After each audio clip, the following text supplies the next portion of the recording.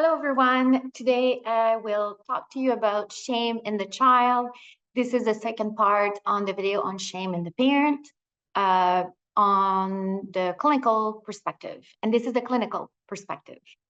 Shame in the child can be seen as them using the shame shield. I will describe to you how it looks like, and I'm sure you'll be like, okay, this is my kid.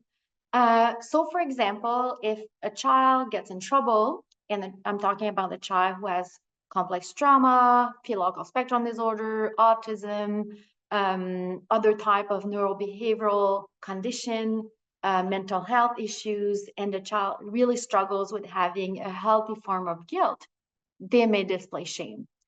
So oftentimes the shame shield is represented by not wanting to have the strong emotions that are associated with shame and being able to say, yes, I've done this, I'm sorry, and I want to change. So they will quite often minimize the situation, minimize what they've done. They will likely blame someone else. To an extreme, we even see like sometimes children falling and blaming the parent who's like 5 meters away, you've pushed me, to an extreme.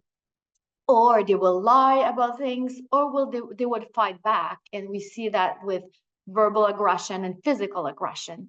And the goal is to reintroduce healthy guilt in the child.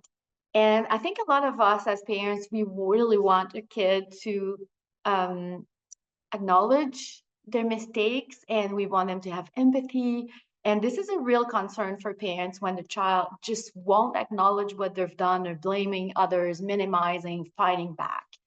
And so we do have a few strategies that are not confrontational, but also really helpful to reintroduce a healthy form of guilt in the child and to reduce the shame that they may be experiencing. So one of the things that you can do is to provide information to the child about your intention. So something we've seen quite a bit in the AFCA program is the perception of children when it comes to parental boundaries, care, and concern. So for a child who has developmental trauma, attachment issues, they will often think that the parent doesn't mean well. So if the parent says no, if they are setting boundaries around video games, screen time, around when you're actually allowed to come back home, after when you have to come back home after an evening out, then the youth may think that the parents don't mean well. So, and that's the perception, because they have, for many of them, experienced the adult as not being caring. And many kids were adopted really young, but have neurodevelopmental disorders like ASD and FASD. They've been in trouble so often that they often feel a lot of shame whenever they get comments from adults, or whenever there's boundaries placed on their behaviors and what they're allowed to do or not to do. So we want to provide, like I said, ongoing information about what we're thinking, what our intentions are.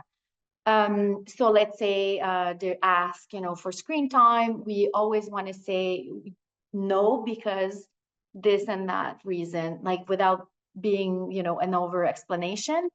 And we will also want to talk about them. So talking about is a DDP strategy, and we want them to hear our intention. So for example, if you have a partner, or if you're on the phone with someone else, you may want to say, Lori was asking for screen time, but this was not possible today. I really wanted to say yes, but it's not good for her to be on screens for so long. So then that way your child or youth hears your intentions and your care and your concern.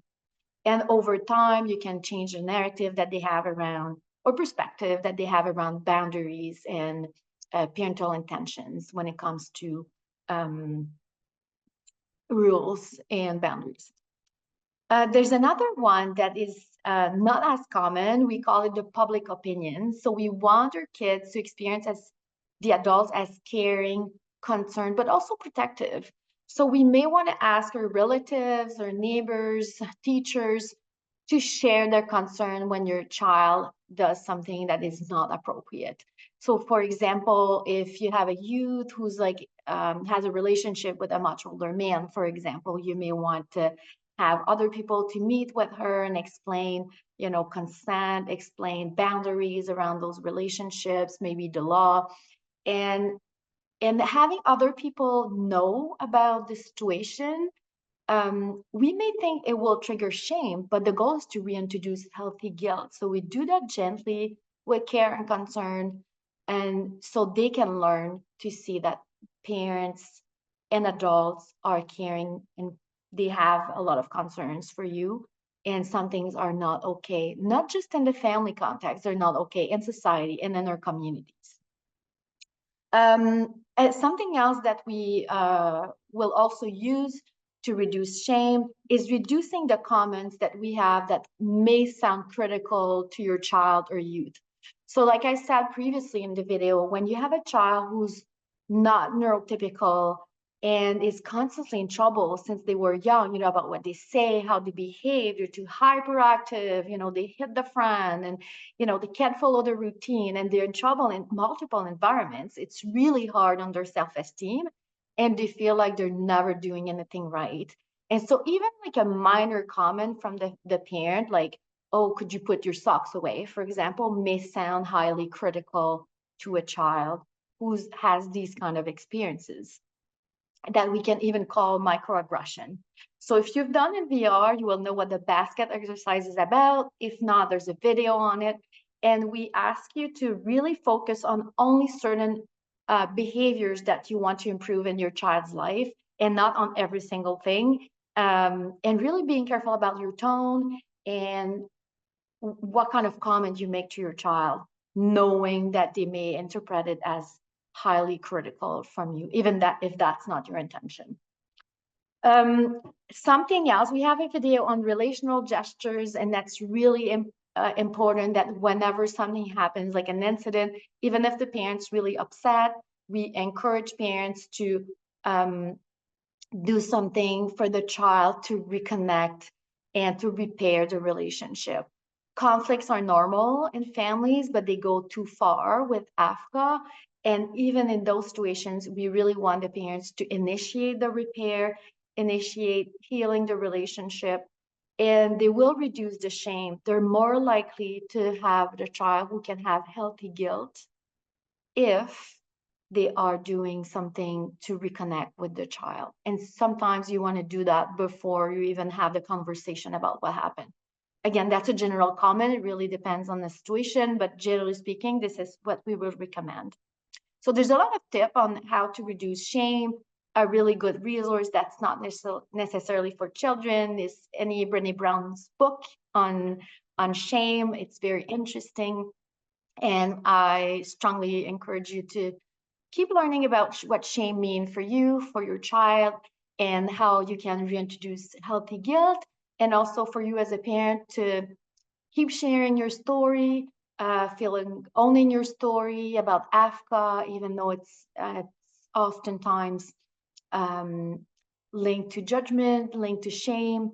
And we really want you to feel good as a parent and recover from the trauma of some of those difficult experiences. Have a good day, and thank you for listening.